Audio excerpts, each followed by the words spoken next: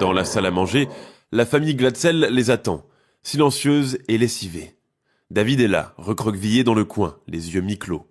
On dirait qu'il dort, mais personne n'ose le croire. Lorraine marche doucement et fait le tour de la pièce. Elle frôle les murs du bout des doigts en murmurant une prière à peine audible.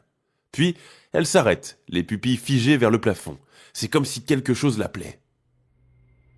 Ce n'est pas humain. Elle regarde Ed. Ce dernier hoche la tête. Ça ne vient pas de lui, ça l'habite. David, jusque-là immobile, lève lentement la tête. Ses yeux s'ouvrent, vides, opaques. Il pousse un cri strident, déchirant, presque métallique. Un cri qui ne semble pas sortir de sa gorge, mais d'un lieu plus profond, plus ancien. La température chute brutalement. Un verre explose sur la table. Le chien fuit, la queue basse. Un froid polaire traverse la pièce, comme un souffle venu de nulle part. Ed s'avance. Il pose une main ferme sur le front de l'enfant. « Au nom du Christ, je t'ordonne de sortir. » Mais ce n'est pas David qui répond. Une voix surgit grave et caverneuse, comme tout droit sorti d'un gouffre. « Il est à moi !» Le silence s'écrase sur la maison. Lorraine ferme les yeux, récite un passage de l'Évangile selon Marc. David se débat, rit, puis gémit. Il prononce des mots qu'aucun des membres de la famille ne comprend. Une langue sèche, gutturale et surtout très ancienne. L'église est alertée. Les Warren enregistrent et notent chaque réaction, chaque date, chaque heure. Ils insistent. Ce cas dépasse tout ce qu'ils ont vu jusque-là. À l'époque, on n'autorise que 3 séances d'exorcisme à titre privé, discrètement et loin des regards. À chaque séance, un prêtre, parfois 2, bénit la maison à la hâte. David est attaché à son fauteuil pour sa sécurité, et pour la leur aussi. Une fois, il se tord au sol. Une autre, il parle en latin, puis en grec ancien. Il récite des passages de textes religieux qu'il n'a jamais lus. Il décrit des événements qu'il ne pouvait pas connaître. Une nuit, il évoque le nom d'un prêtre italien mort en 1842. Lorraine vérifie, l'homme a bien existé.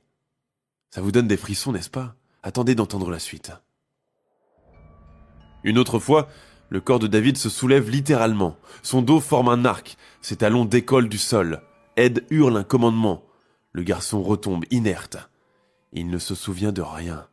Il filme et enregistre la scène, car c'est à la fois lourd et à peine croyable.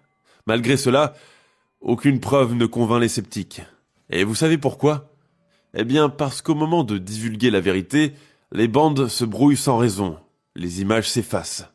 Seuls ceux qui étaient là savent ce qu'ils ont vu et ce qu'ils ont senti. Cette oppression dans la poitrine, ce froid inexplicable, cette peur, pure et viscérale. Et puis, il y a ce soir-là, celui où tout bascule. Je vous décris le décor. La pièce est sombre, les rideaux sont tirés, l'air est épais, chargé. À l'époque, Arne Cheyenne Johnson est entré dans la famille en devenant le compagnon de Debbie. Ce soir-là, David vient de sortir d'une énième crise. Il respire fort, il tremble.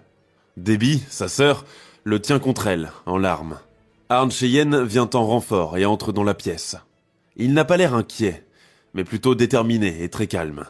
Il s'approche et s'agenouille devant l'enfant, pose ses mains à plat sur le sol.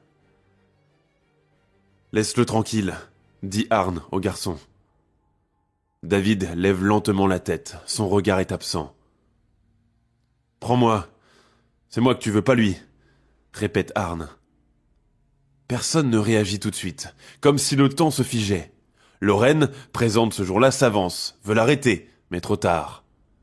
Il dira plus tard qu'à cet instant-là, l'atmosphère a changé brutalement. L'air s'est densifié autour d'Arne, la lumière a vacillé, et son regard n'était plus le même. « Il a ouvert une porte, dit-elle. » Mais personne ne comprend encore à quel point elle disait vrai. Le temps passe. L'hiver s'installe doucement sur Brookfield. Dans la maison des Glatzel, les cris se font plus rares. Les nuits sont un peu plus calmes. David, malgré quelques sursauts, semble apaisé. Il mange de nouveau et joue un peu. Il dort comme un bébé. Mais un autre problème s'installe, plus insidieux, cette fois, et plus profond. Celui d'Arne Cheyenne Johnson. Depuis la dernière séance d'exorcisme, quelque chose cloche. Il y a son regard d'abord, qui est devenu plus sombre, plus fuyant. Puis ces silences, longs et inhabituels. Par moments, il semble ailleurs, littéralement ailleurs. Il s'interrompt en pleine phrase pour fixer un coin de la pièce,